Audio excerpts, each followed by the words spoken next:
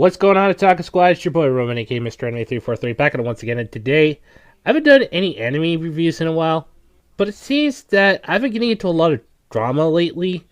So I try to get out of the drama and back into anime where I belong.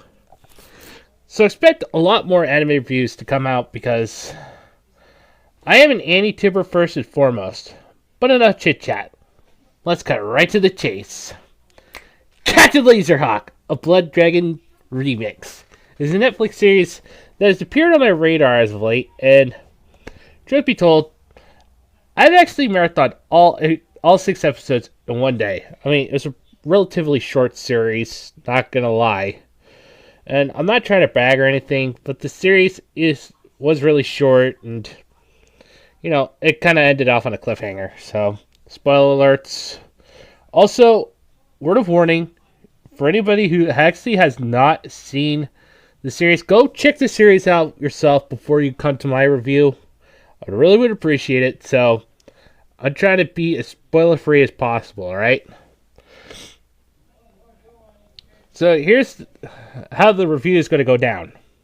I'm going to give you the good, the bad, plus what I like and dislike about the show as a whole, and then I'm going to give you my final score. So, let's get into this, shall we? Starting off with the good.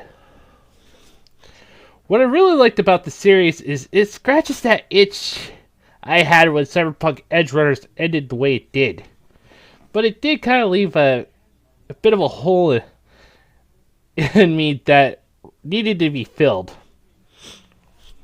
So, this kind of filled that hole in me, and I'm not trying to be sexual here or anything, because just remember, if anybody thinks I'm actually going to be doing anything sexual like that, at least buy me freaking dinner first, okay? I'm not that kind of guy. And I personally speaking, it's not perfect, but it was just really good. The story was really impressive. There were lots of characters and Easter eggs in the Ubisoft verse in the show as well. The style of animation was just really aesthetically pleasing, along with the 8-bit styles they actually used in the show. I mean, yeah, there are gay relationships in the show, but at least it doesn't bash you on the head about it every 4.5 seconds, like, oh, look at me, everybody, I'm, like, totally gay, and this is my identity. Okay. I'm sorry, I just actually had to do that because, God forbid, I just could not resist. And you can forget that mess, because that's not even the point of the series. There's a story to it. It's all about storytelling. It doesn't go freaking, shoving a whole bunch of, like, woke identity bullcrap in your face. And to tell you the truth, I was surprised that there was a reference to Suicide Squad in the series, since they actually have bombs implanted into their heads, and if they disobey orders, then they get their heads blown off. I mean, if you guys actually haven't seen Suicide Squad, they usually have, like, very small bombs implanted in the back of their necks, but if you actually go in and disobey an order, literally. Also, and I believe, if I am not mistaken, I believe AEW or All Elite Wrestling is having their own wrestling games. Originally, I thought it was made for Ubisoft, but it's actually made by THQ Nordic. And don't quote me on it, because basically, why would they actually want to freaking add AEW wrestlers into the Ubisoft first? That's just a question that I'm asking myself, like. And also, it turns out that the American Nightmare Cody Rhodes actually appeared in the series, but apparently they killed him off, like, in the first episode. And last I checked, wasn't Cody Rhodes actually wrestling for WWE?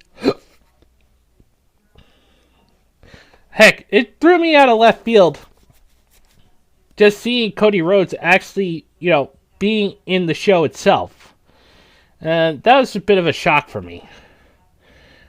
I mean, also Kenny Omega was in there too, and it's been a while since I last watched AEW wrestling. I mean, I have nothing against Impact or AEW, but just give me WWE any day of the week. But back to the review, shall we? The story has a lot of potential and lots of Ubisoft characters, including one of my personal favorite antagonists, Pagan Min from Far Cry 4. Oh, I loved him. I love his charisma, and I actually really love how Troy Baker actually brings the character to life with his nonchalant acting and stuff. Especially when he actually based the character off of Christoph Waltz's Hans Landa from the movie Inglourious Bastards. And to tell you the truth, he actually did deserve the death, for doing Best Girl Jade dirty. Now, we move on from the good to the bad.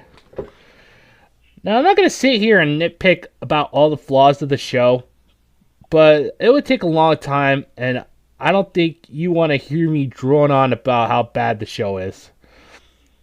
But the flaws are what makes art, because it shows it was made by a human instead of a drone. What I didn't like about the show was the pacing of the show itself. And the series was only 6 episodes long, and it had a massive cliffhanger at the end, which I've actually managed to actually add in the beginning of the series. And it was such a shame to see Sarah Fisher become a broken character that she is, because she's actually a more beautiful version than Amanda Waller from the Suicide Squad. And she also betrayed her dad along with DedSec in order to further her own agendas. Yeah, massive spoilers if anybody's not seen it yet. Also, they did our boy Rayman dirty because they used him as a spokesman and a mascot for the company that controls everything. But, it was pretty cool to actually see him actually kind of, develop a darker persona, throughout the later series. And they did leave the story on a massive cliffhanger, setting up for a possible second season.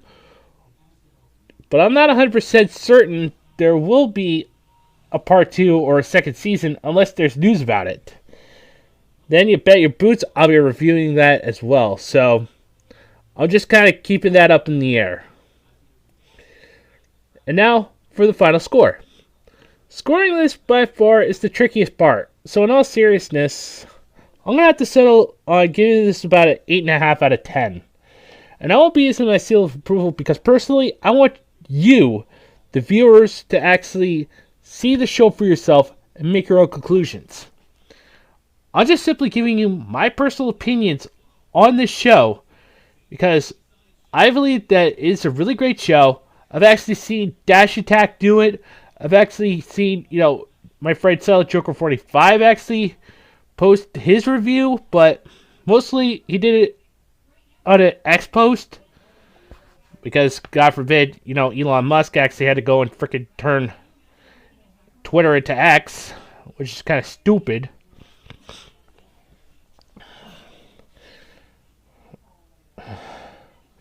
In fact, that's what I'm trying to do. I want you guys to make your own conclusions, your own takeaways, your own opinions. Think for yourselves. Don't think like me.